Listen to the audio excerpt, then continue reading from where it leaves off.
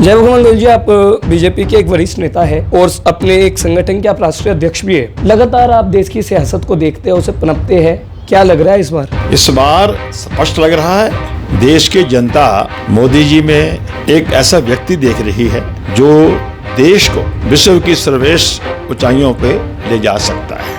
दिल्ली में लोकसभा चुनाव है, 25 मई को दिल्ली में वोटिंग होनी है। केजरीवाल साहब कह रहे हैं मोदी हमसे डरता है और उन्होंने इसी डर के कारण हमें जेल में करा दिया। देखिए, किसी को कोई खत्म नहीं कर सकता, खत्म उसके कर्म और दुष्कर्म करते हैं। जो केजरीवाल ये कहता था कि मैं भ्रष्टाचार को खत्म कर दूंगा, भ्रष्टाचारी शीला दीक्षित को इतनी मोटी फाइल लेके घूम रहा हूं, अंदर कर दूंगा, मगर जब एमएलए कम पड़ गए, उसी शीला दीक्षित के आशीर्वाद से, कांग्रेस के समर्थन से दिल्ली में सरकार बनाई। और तो और अभी जो इंडी गठबंधन बना है उसमें भी कांग्रेस का सहयोग लेके चल रहा है। इतने बड़े शराब घोटाला, जल बोर्ड घोटाला और शीश महल जो बना हुआ है तो मोदी ने तो नहीं बनवाया। घोटाले तुम करोगे, लोगों का खून पसीने का पैसा तुम लूटोगे, तो केजरीवाल जी क्या ये मोदी करवा रहे हैं? नमस्कार, आप देख रहे हैं जलको दिल्ली और मैं हूं आपके साथ चिराग जैन। देश भर में लोकसभा चुनावों का प्रचार और प्रसार दोनों तेज है।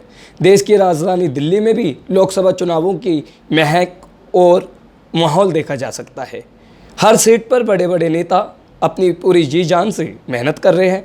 हर पार्टी ने अपना मैनिफेस्टो भी लॉन्च कर दिया है।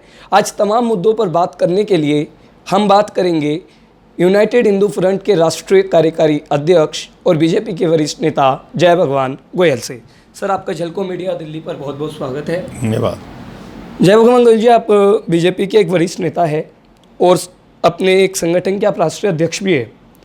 लगातार आप देश की सियासत को देखते हैं, उसे पनपते हैं। क्या लग रहा है इस बार?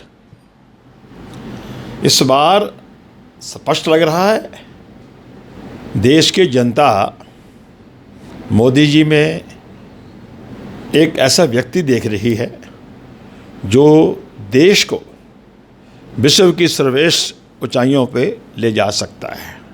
मोदी जी ने पूरे देश के आगे 2047 में भारत को विकसित भारत बनाने का अपना संकल्प पत्र घोषित किया है।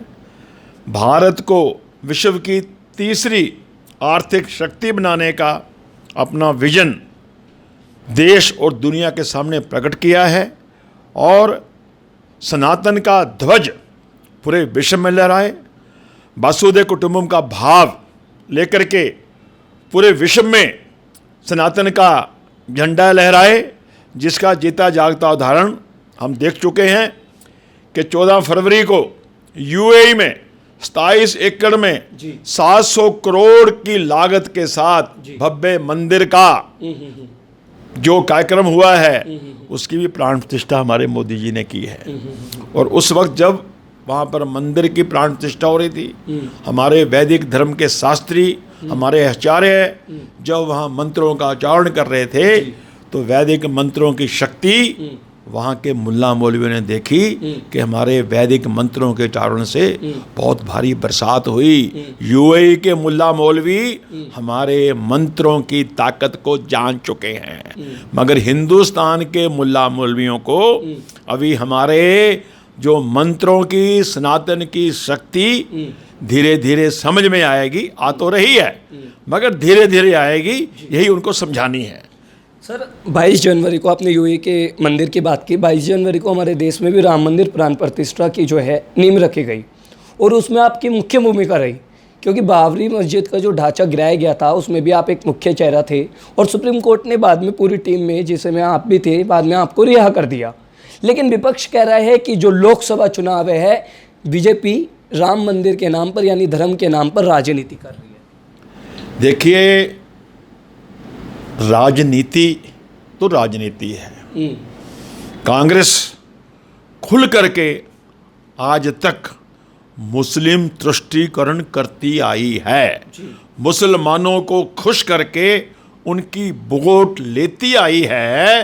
2004 से 2014 तक मनमोहन सिंह जी की सरकार थी। 5 बार जो हमारे पिछड़े, दलित, गरीब जो उनको सरकारें आरक्षण देती आ रही हैं, उनका आरक्षण काट करके मुसलमानों को देने की साजिशें 5 बार की गई। उस वक्त की हाई कोर्ट, सुप्रीम कोर्ट अगर अड़ंगा ना लगाती तो आज हमारे गरीबों का सारा जो हम लोग उनको आरक्षण के रूप में सम्मान देते हैं वो छिन गया होता। उस वक्त तो नहीं कर पाए। जैसे ही कर्नाटका में सरकार आई, कर्नाटका की सरकार ने वहां पर जो हमारा पिछड़ा दलित वर्ग था उसका आरक्षण का हिस्सा छीन करके वहां मुसलमानों को दे दिया है। और जो हमारा राष्ट्रीय पिछड़ा वर्ग आयोग है, कर्नाटका सरकार को उन्होंने लिताड़ा है, उन्होंने डट के विरोध किया है। और तो और जब वहां भाजपा की सरकार थी कर्नाटका में, पूरी तरह गोवंश की हत्या बंदी थी। जैसे ही कांग्रेस सरकार आई वहां पुनः गो हत्याएं करनी चालू कर दी। तो कांग्रेसी तो हमेशा से हिंदुओं का तिरस्कार करते आए हैं। ये वही कांग्रेस के लोग हैं जो कहते थे सुगंध राम की खाते हैं, मंदिर वहीं बनाएंगे, तारीख नहीं बताएंगे। इन्होंने तो राम जी के अस्तित्व पे प्रश्न चिन्ह लगा दिया था। बरसों से 500 साल लग गए। 500 सालों के बाद, 5 लाख बलिदान के बाद और मोदी जी के आने के बाद आज राम मंदिर अगर बना है तो उसका सारा श्रेय मोदी जी को मिल रहा है। और मोदी जी ने जिस तरह 11 दिन व्रत करके जगह जगह देश के कोने कोने मंदिर मठों में जाकर के आचार्यों का आशीर्वाद लिया, उसके बाद 22 जनवरी को रामलला की प्राण प्रतिष्ठा करवाई। उसको ना सिर्फ हिंदुस्तान, पूरे देश और दुनिया ने देखा है। मेरा ये मानना है कि 22 जनवरी के उस पल को हिंदुस्तान ही नहीं, दुनिया में एक भी सनातनी कहीं रह रहा था, उसने उस पल का आनंद लिया है। चलिए, मैं राम मंदिर साहब को राजनीति की ओर लेकर चलता हूँ। दिल्ली में लोकसभा चुनाव है, 25 मई को दिल्ली में वोटिंग होनी है। केजरीवाल साहब कह रहे हैं मोदी हमसे डरता है और उन्होंने इसी डर के कारण हमें जेल में करा दिया, उनके तमाम नेताओं को बंद करा दिया और बीजेपी जो है आज विपक्ष को ख़त्म करने की कोशिश कर रही है। इस पर आपका क्या कहना है? देखिए, किसी को कोई ख़त्म नहीं कर सकता। ख़त्म उसके कर्म और दुष्कर्म करते हैं जी। भ्रष्टाचार ख़त्म करने की बात को लेकर के अन्ना जी के आंदोलन के बाद आम आदमी पार्टी आई। पहले तो जिस व्यक्ति ने आंदोलन शुरू, अन्ना को पूरा केजरीवाल पी गया। और उसके बाद एक एक करके जो इनके साथी थे, चाहे वो किरण बेदी थी, चाहे कुमार विश्वास था, चाहे बिन्नी था, सालजा अलमी थी, प्रसाद भूषण थे, योगेंद्र यादव थे, जो इनकी शुरू की कोर कमेटी के लोग थे, एक एक करके सारे केजरीवाल को छोड़ के चले गए। क्यों छोड़ के चले गए तो वो लोग बताएंगे। मगर जो केजरीवाल ये कहता था कि मैं भ्रष्टाचार को खत्म कर दूंगा, भ्रष्टाचारी शीला दीक्षित को इतनी मोटी फाइल लेके घूम रहा हूं, अंदर कर दूंगा। मगर जब एमएलए कम पड़ गए, उसी शीला दीक्षित के आशीर्वाद से, कांग्रेस के समर्थन से दिल्ली में सरकार बनाई। और तो और अभी जो इंडी गठबंधन बना है उसमें भी कांग्रेस का सहयोग लेकर चल रहा है। इतने बड़े शराब घोटाला, जल बोर्ड घोटाला और शीश महल जो बना हुआ है वो मोदी ने तो नहीं बनवाया। घोटाले तुम करोगे, लोगों का खून पसीने का पैसा तुम लूटोगे। मैंने आज ही पढ़ा है दिल्ली नगर निगम पिछले 1 साल से केजरीवाल के पास है। 2 लाख बच्चों को ना ड्रेस मिली है, ना किताबें मिली हैं। नगर निगम के स्कूल में स्कूल बनाऊंगा बढ़िया बढ़िया, ऐसा ख्वाब देश और दुनिया का दिखाने वाला केजरीवाल, तो कहाँ गया वो बढ़िया बढ़िया स्कूल बनाने का सपना? आप बना रहे हो मोहल्ला क्लिनिक। जो दिल्ली सरकार के सरकारी हॉस्पिटल हैं वहाँ पर इतना बुरा हाल है, ना दवाइयाँ मिलती हैं, ना डॉक्टर मिलते हैं, वहाँ अव्यवस्था फैली हुई है। तो केजरीवाल जी, आप घोटाले पे घोटाले करोगे, आप शराब घोटाला भी करोगे, एक के साथ एक फ्री बांटोगे, और वहाँ जाकर के तेलंगाना में वहाँ के शराब माफिया के साथ मिलते हो जी। मैं तो पहले भी कह चुका हूँ, केजरीवाल माओवादी, नक्सलवादी, CIA का एजेंट है।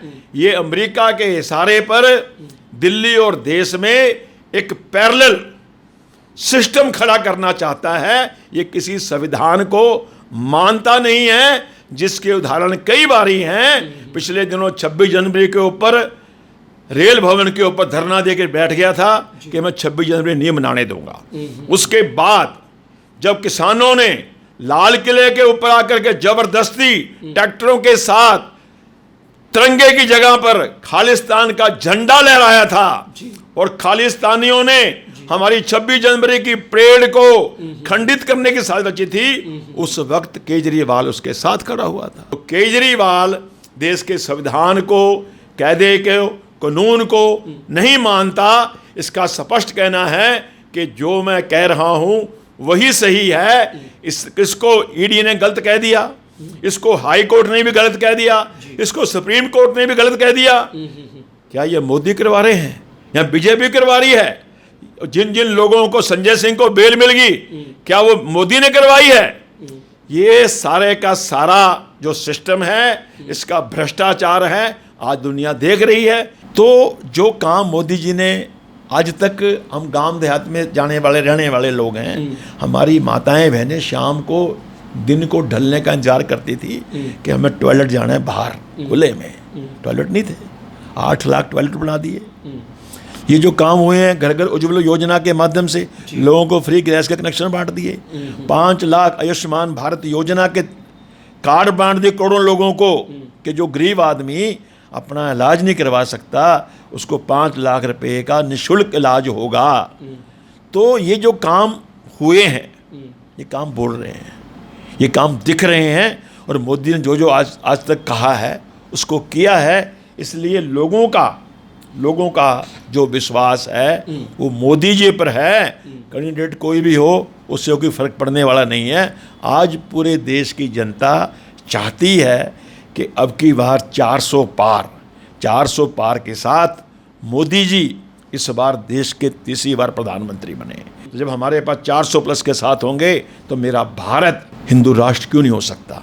हम संविधान में संशोधन यानी आप कह रहे हैं भारत को हम हिंदू राष्ट्र बनाएंगे? बिल्कुल, मेरा भारत हिंदू राष्ट्र बनना ही चाहिए, अभी नहीं तो कभी नहीं। क्योंकि हिंदू राष्ट्र बनेगा तभी पूरे देश में और पूरी दुनिया में राम राज्य आएगा, और तभी मेरा भारत विश्व गुरु बन करके पूरी दुनिया को जीने और चलने का रास्ता दिखाएगा। तो हमारे साथ थे यूनाइटेड हिंदू फ्रंट के राष्ट्रीय कार्यकारी अध्यक्ष और बीजेपी के वरिष्ठ नेता जय भगवान गोयल, जिन्होंने तमाम मुद्दों पर हमारे जवाब दिए और तमाम मुद्दों पर उन्होंने बताया कि इस बार बीजेपी 400 पार करेगी। जो बीजेपी पर लगातार विपक्ष आरोप लगा रहा है, उन आरोपों का भी खंडन जय भगवान गोयल ने किया। मेरे साथी आकाश मेहता, आपके साथ चिराग जैन, दिल्ली।